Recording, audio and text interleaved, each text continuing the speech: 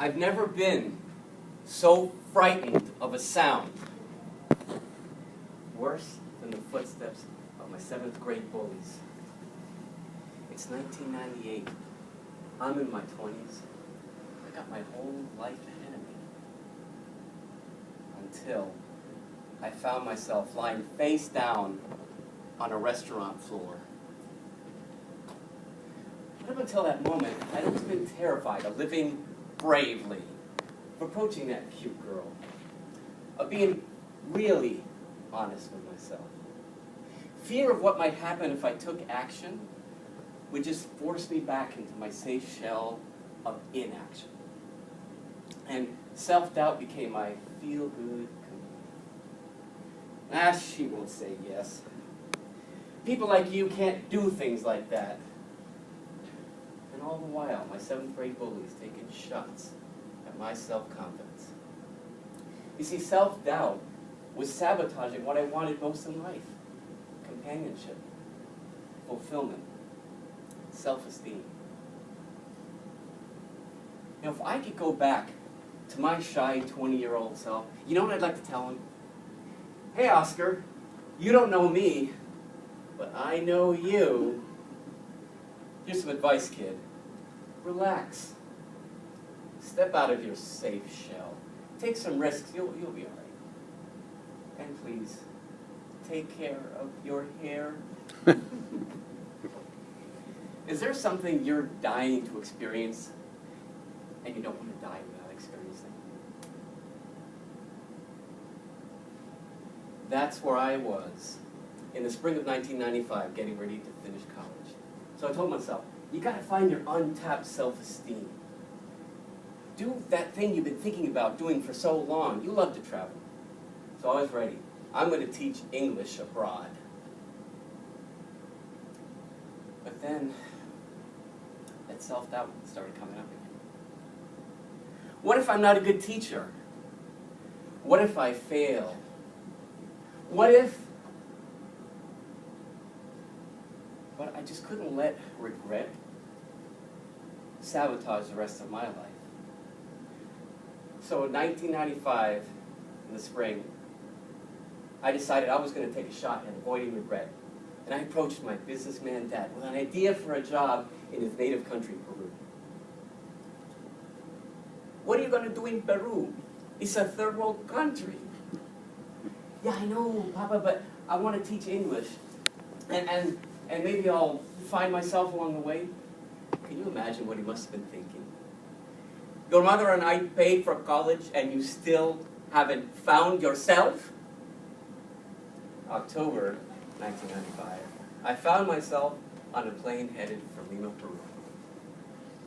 I got there, I settled in, I got a couple of English students, then I got a few more.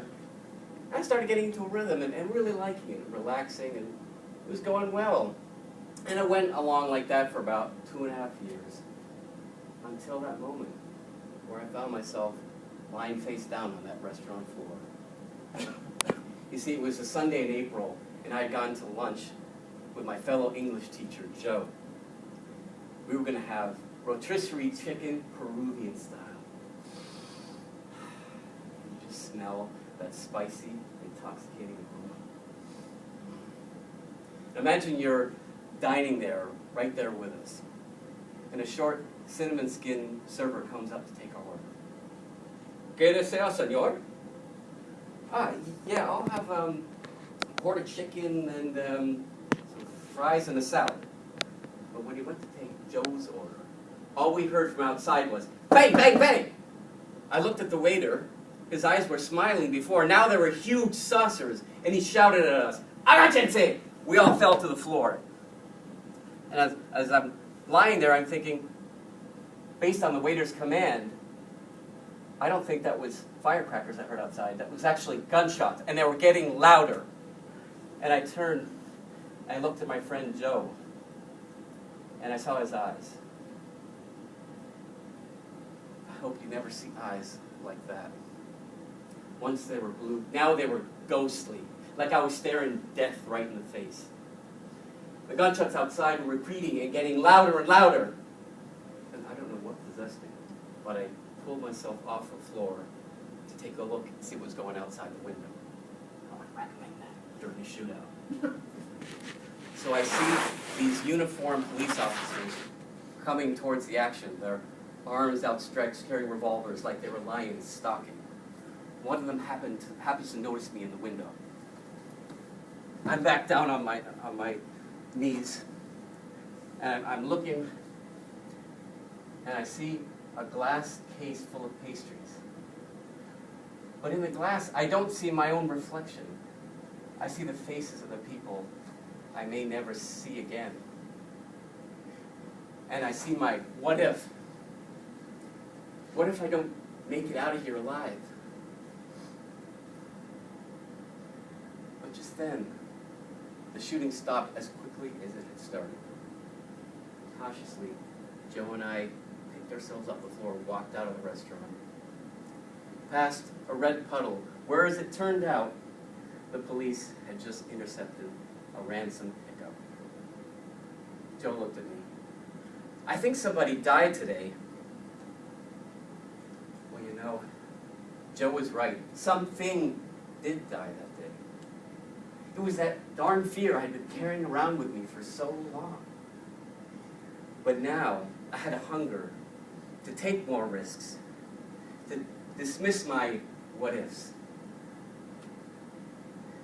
But up until that moment, I had always been terrified of living bravely, of taking every shot that came my way. Hall of Fame hockey player Wayne Gretzky said, "You miss 100% of the shots you don't take." Now, you don't have to stare death in the eye to start living your promising life. How many chances will you get to take the shot of a lifetime? Will you be brave and take your shot?